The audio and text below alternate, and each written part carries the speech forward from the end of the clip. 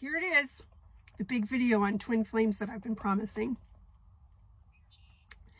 So there's a lot of distortion, distraction, psychosis, and generalized angst around the twin flame and the twin flame journey. And I want to bring some clarity, some gentle awareness, and some understanding to this, hopefully to offset some of the distortion, hopefully to clear up some of the confusion, and to just generally educate on what the whole twin flame journey actually is. So first and foremost, the original tribes that seeded the planet, that came from God, that God created into being, male and female gendered beings, human beings that came and seeded the planet, that is the original soul twin flames at a soul level, because it had to be. Consciousness, which is androgynous, as a soul expression, which is also androgynous, chose to be human beings as male and female. So the original soul tribes are the original twins from that perspective. Then we come all the way down to what is going on within the human collective right now. And the highest, most pure, clean answer is everyone is on a twin flame journey, and not in the way that you think. There are many people that think that they're in a twin flame relationship and they're not. There are people that believe that their twin is coming, and that's not an actuality either. While at the same time, everyone is, if you choose to look at it through the lens of the twin flame and use the twin flame label, everyone is on a twin flame journey. So as a consciousness, the twin flame is Jesus as the Christed masculine and Mary Magdalene as the divine feminine. They were the original soul twin flames that we mostly would know about. Although I am quite sure that there are other religions and other belief systems and other forms of theology that also have their own version of what a translated twin flame would be. So twin flame is a consciousness first. It's not a person. It's not like there's this one other person somewhere in the 8 billion people that are on the planet right now that is your twin, and that somehow you have to attract them, manifest them, and bring them in. It's a consciousness. It is a consciousness that drops into or embodies into the human form for certain purposes. So let's look at some. I might not get them all, but let's look at some of the ways this plays out. First of all, regardless of your gender, you are both masculine and feminine, embodying and reunifying as the divine self that is in balance between your own masculine and your own feminine. When you bring those two together within yourself, you rebirth yourself as the God child, the one that is connected back to God, back to your divinity, that is operating from a place of that divine feminine, masculine, God spark triad, the Holy Trinity. So regardless of your gender, you are always bringing the two into balance. Excuse me. The other way that this plays out within the human is that the masculine is the mind, the masculine is electric, and the feminine is the heart. The heart is magnetic. Your electromagnetic field is also an expression of the masculine, feminine unity, twin flame, if you want to use that label, experience of embodiment. So you are always on a journey of embodying yourself as your own twin flame for the purpose of rebirthing yourself as the God spark divine consciousness that you are. This is the journey home. However, people get highly attached to the idea, because humans are lacking in love, that there is a person out there in the world that is their other half, that is their soul essence, that is the one that is going to walk them home. And that is not necessarily the case, and actually most often is not the case. Most often, but not always the case. So, excuse me, when we look at the divine feminine and the divine masculine energetic templates, that's not something that you try to bring in. It is a byproduct of healing the wounded feminine and the wounded masculine that is the more of the human template. So the wounded feminine is more of that sort of doormat, people pleaser, seeking, looking for love in all forms and ways.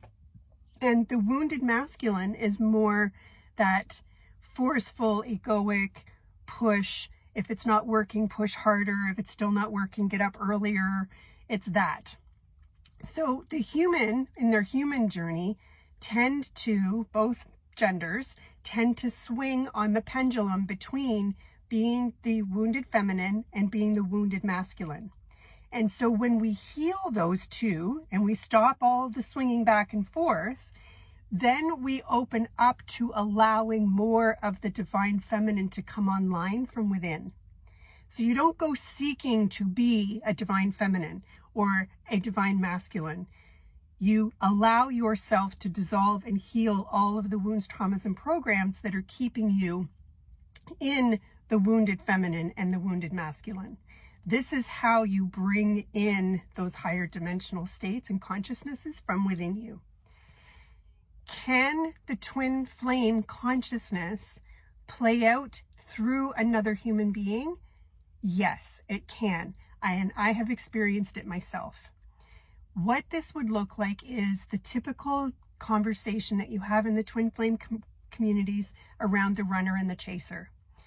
So sometimes you have designed for yourself, or sometimes the higher self has determined that you need a bit of a shakeup in order to keep moving forward in your ability to break your heart open for the purpose of ascension and healing and evolution, to further embody and dissolve and embody more of who it is that you came here to be. And the best trigger that you've either designed for yourself or the higher self has determined is what is next for you is to bring in this relationship, but it's only for a short period of time. So the higher self or the divine masculine or divine feminine energies can drop into a person and play out a certain activation that triggers you.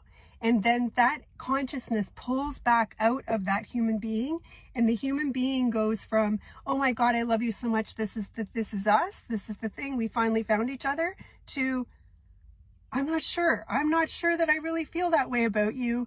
And they are the runner, but they're not actually running away. I mean, I know some of the stories go that the love that I showed them was so potent, they couldn't handle it, so they had to leave.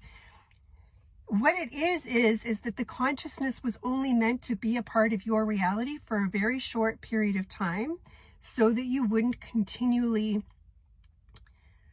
engage in codependent behaviors, but you needed the activation. So the runner runs, and then the chaser is left brokenhearted often.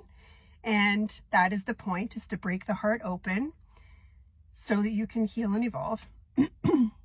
And then that one becomes sort of the chaser. You know, you said you loved me, you said this would be forever, and now you're running away. So it's not the person. You're not waiting for that person to change their mind and come back.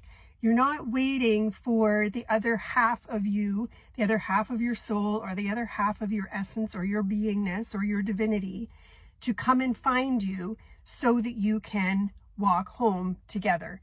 You don't actually need anyone, not a twin flame, not a soulmate, not a coach, not a reader, not an anything in order to walk you back home.